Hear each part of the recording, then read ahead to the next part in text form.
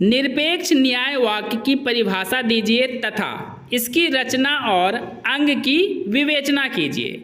Semester 1 philosophy का ये बहुत ही इम्पोर्टेंट सवाल है जिसे मैं आपको एक आसान नोट्स के साथ समझाऊंगा, जिसे आप अपने एग्जाम में हूबहू लिख सकते हैं। अगर मेरा ये नोट्स आपके लिए हेल्पफुल हुआ तो मेरे चैनल को सब्सक्राइब करें और वीडियो को अधिक से अधिक लाइक एंड शेयर करें।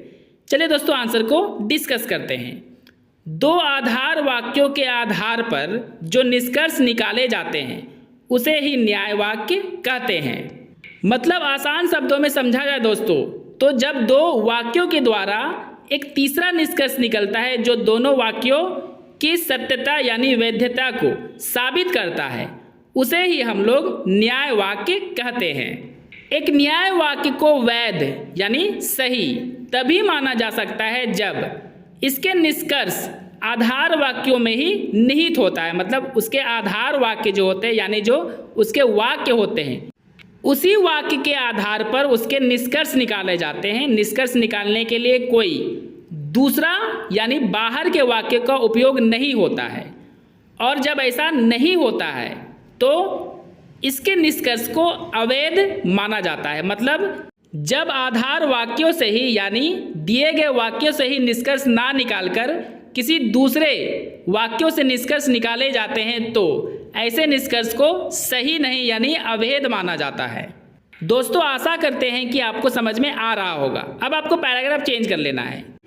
न्याय वाक्य को दो तर्क वाक्यों के द्वारा ही निष्कर्ष निकाला जाता है जिन्हें व्यवहित अनुमान और अव्यवहित अनुमान कहते हैं। मतलब ये दो तरह से न्याय वाक्य के निष्कर्ष निकाले जाते हैं, जिसमें एक का नाम व्यवहित है और दूसरा का नाम अव्यवहित है।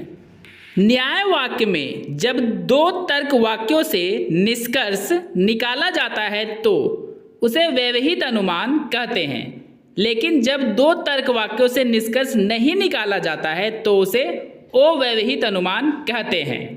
आसान शब्दों में समझा जाए दोस्तों, तो जब अनुमान निकालने के लिए दिए गए दो तर्क वाक्यों से उसका निष्कर्ष निकाला जाता है तभी उसे हम लोग व्यवहित अनुमान कहते हैं, और जब ऐसा नहीं किया जाता है तो उसे हम लोग अव्यवहित अनुमान कहते हैं।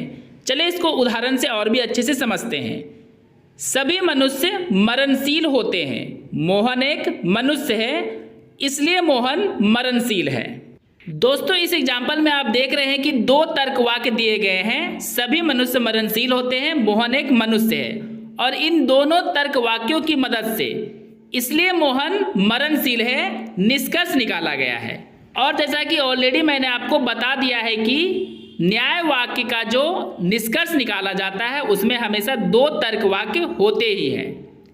इस वाक्य में दो तर्क वाक्यों की मदद से एक निष्कर्ष निकाला गया है, इसलिए इस तरह के वाक्य को ही व्यवहित अनुमान कहते हैं, यानी वैध अनुमान ये हो गया दोस्तों।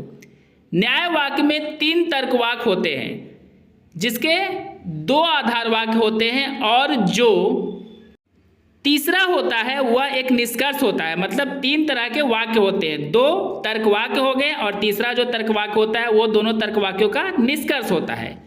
न्याय वाक्य में केवल तीन पद ही होते हैं, और जब कोई एक शब्द दोनों पदों में आता है लेकिन निष्कर्ष वाले पद में नहीं आता है तो उसे मध्यम पद कहते हैं। मतलब दोस्तों, जब दो तर्क वाक्यों में एक ही शब्द आए लेकिन निष्कर्ष में वो शब्द नहीं आए तो उस शब्द को हम लोग मध्यम पद कहेंगे।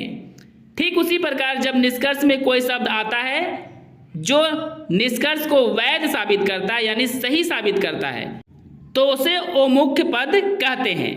जैसे कि मनुष्य शब्द दोनों वाक्य में आया था लेकिन निष्कर्ष में नहीं आया तो मनुष्य यहाँ मध्यम पद हुआ, और मोहन शब्द से ही निष्कर्ष निकाला गया तो वह एक अमुख्य पद हुआ। मतलब सीधा सा है दोस्तों, जब दो पदों में एक ही शब्द का उपयोग किया गया हो लेकिन निष्कर्ष में उस शब्द का उपयोग ना किया गया हो तो उस शब्द को हम लोग मध्यम पद कहेंगे। लेकिन निष्कर्ष वाले वाक्य में जब कोई ऐसे शब्द का उपयोग किया गया हो जो दोनों पदों में ना हो, मतलब एक पद में हो सकता है, तो उस शब्द को ही हम लोग अमुख्य पद कहेंगे। आई होप आपको अच्छे से समझ में आ गया होगा।